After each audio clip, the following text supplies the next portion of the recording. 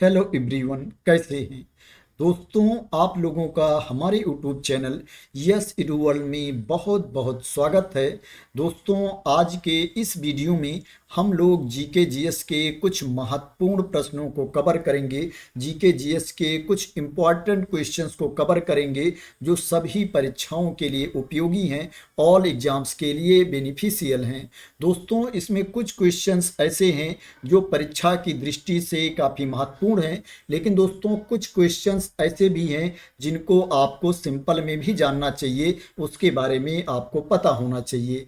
दोस्तों, स्टार्ट करते हैं। जो पहला क्वेश्चन है दोस्तों, वो यह है कि भारत में पहली इलेक्ट्रिक ट्रेन किस वर्ष में चली थी।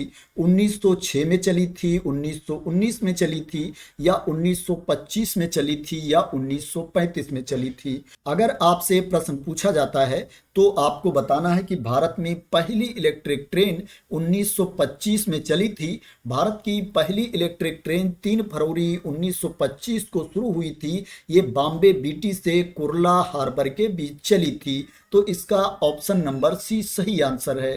दोस्तों, जो अगला प्रश्न है, निम्नलिखित में से किसने बंगाली गीत वंदे मातरम लिखा था। रविंद्रनाथ टैगोर ने लिखा था, सुभाष चंद्र बोस ने लिखा था, या बंकिम चंद्र चटर्जी ने लिखा था, या बाल गंगाधर तिलक ने लिखा था। दोस्तों, अगर आपसे प्रश्न पूछा जाता है तो आपको बताना है कि बंकिम चंद्र चटर्जी ने वंदे मातरम लिखा था। बंकिम चंद्र चटर्जी ने वंदे मातरम गीत लिखा था। ये गीत उनके प्रसिद्ध उपन्यास आनंद मठ में प्रकाशित हुआ था। यह गीत भारत के स्वतंत्रता संग्राम में एक महत्वपूर्ण प्रेरणादायक गीत बन गया था। तो दोस्तों, इसका ऑप्शन नंबर सी सही आंसर है। दोस्तों, जो अगला प्रश्न है, गांधी जी ने प्रसिद्ध दांडी यात्रा किस वर्ष की थी। गांधी जी ने प्रसिद्ध दांडी यात्रा किस वर्ष शुरू की थी। दोस्तों, अगर आपसे प्रश्न पूछा जाता है तो आपको बताना है कि गांधी जी ने प्रसिद्ध दांडी यात्रा 1930 में शुरू की थी। यह यात्रा 12 मार्च 1930 को साबरमती आश्रम से शुरू हुई थी और 6 अप्रैल 1930 को दांडी में समाप्त हो गई थी। इसका ऑप्शन नंबर बी सही आंसर है। दोस्तों, जो अगला प्रश्न है, हड़प्पा सभ्यता की खोज सबसे पहले किस वर्ष हुई थी। 1921 में, 1905 में, 1926 में, या 1932 में। दोस्तों, अगर आपसे प्रश्न पूछा जाता है तो आपको बताना है हड़प्पा सभ्यता की खोज सबसे पहले 1921 में हुई थी। 1921 में दयाराम साहनी ने हड़प्पा नामक स्थल पर खुदाई का नेतृत्व किया, जो सिंधु घाटी सभ्यता का एक प्रमुख शहर था। इसके बाद 1922 में आर.डी. बनर्जी ने मोहनजोदड़ो में खुदाई की, जो सिंधु घाटी सभ्यता का एक और महत्वपूर्ण शहर है। दोस्तों, इसका ऑप्शन नंबर ए सही आंसर है। दोस्तों, जो अगला प्रश्न है, कानन का पर्यायवाची शब्द क्या है। पुष्प है, विहिप है, वन है, या उपयुक्त में से कोई नहीं है। दोस्तों, ये हिंदी का प्रश्न है। अगर आपसे ये प्रश्न पूछा जाता है तो आपको बताना है कि कानन का पर्यायवाची शब्द दोस्तों वन है।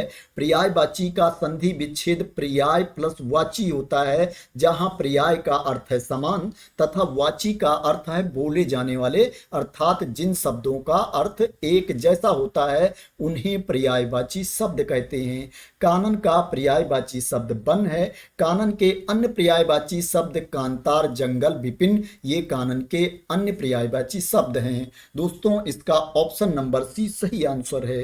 दोस्तों, जो अगला प्रश्न है, ऊंट की चोरी निहुरे निहुरे का अर्थ क्या है। जान जोखिम में डालना, बड़े काम छिपकर नहीं किए जा सकते, उद्दंड व्यक्ति की दुष्टता, किसी की वस्तु किसी दूसरे को दे देना। इसका सही अर्थ क्या है। दोस्तों, अगर आपसे इसका अर्थ पूछा जाता है कि इस लोकोक्ति का, इस मुहावरे का सही अर्थ क्या है, तो दोस्तों आपको बताना है कि बड़े काम छिपकर नहीं किए जा सकते। इसका मतलब ये है दोस्तों, जैसे क्या है, आप ऊंट की चोरी चुपके से नहीं कर सकते हो दोस्तों, इसी तरह से आप किसी बड़े काम को छिपकर नहीं कर सकते हो। आज नहीं कल तो किसी को पता चल जाएगा। दोस्तों इसका ऑप्शन नंबर बी सही आंसर है। दोस्तों लोकोक्ति होती है, जो प्रचलित उक्ति होती है या कथन होता है दोस्तों, उसी को लोकोक्ति कहा जाता है। किसी विशेष स्थान पर प्रसिद्ध हो जाने वाले कथन को लोकोक्ति कहते हैं। तो दोस्तों इसी तरह से जैसे मैंने आपको बताया कि ऊंट की चोरी आप चुपके से नहीं कर सकते हो, इसलिए आप कोई भी बड़ा काम चुपके से नहीं कर सकते हो। आज नहीं कल तो सबको पता चल ही जाएगा। तो दोस्तों इसका ऑप्शन नंबर बी सही आंसर है।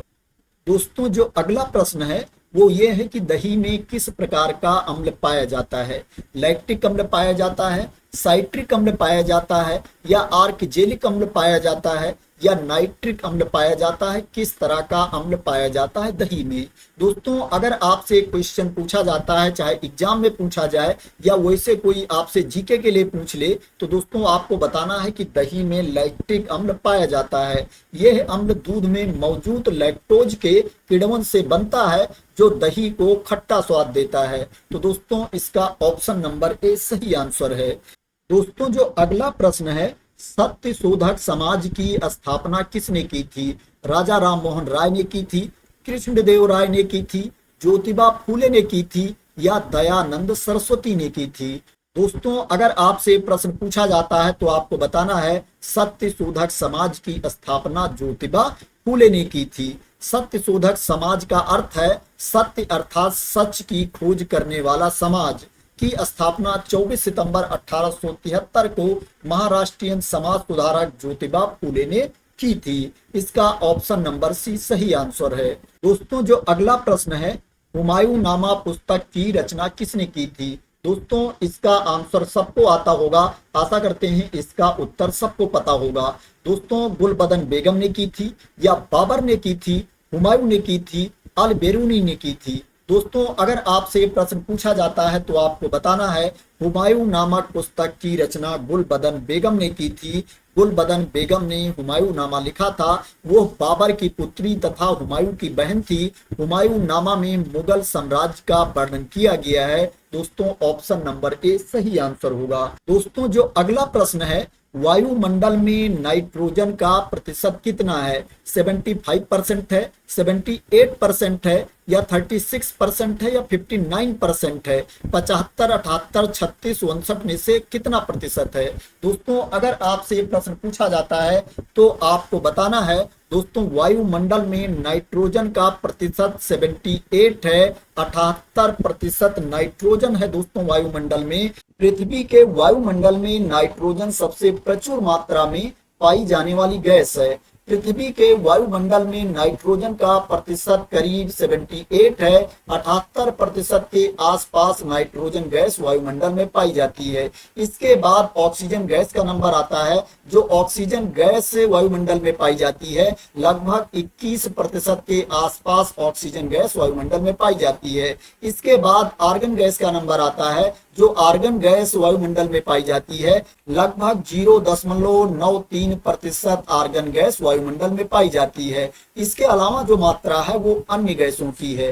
तो दोस्तों इसका ऑप्शन नंबर बी सही आंसर होगा। तो दोस्तों आज के ये महत्वपूर्ण प्रश्न थे, इंपॉर्टेंट क्वेश्चंस थे। दोस्तों आशा करते हैं कि आज की वीडियो आपको पसंद आई होगी। दोस्तों अगर ये वीडियो आपको पसंद आई हो, प्रश्न आपको अच्छे लगे हों, तो दोस्तों इस वीडियो को आप लाइक कर देना, शेयर कर देना, और मेरे चैनल को सब्सक्राइब ना किया हो तो सब्सक्राइब कर लेना। इसी तरह के इंपॉर्टेंट वीडियो के लिए, इंपॉर्टेंट क्वेश्चंस आंसर के लिए और अदर एजुकेशनल इंफॉर्मेशन के लिए। मिलते हैं नेक्स्ट वीडियो में कुछ महत्वपूर्ण प्रश्नों के साथ, इंपॉर्टेंट क्वेश्चंस के साथ। तो थैंक यू सो मच दोस्तों फॉर वॉचिंग।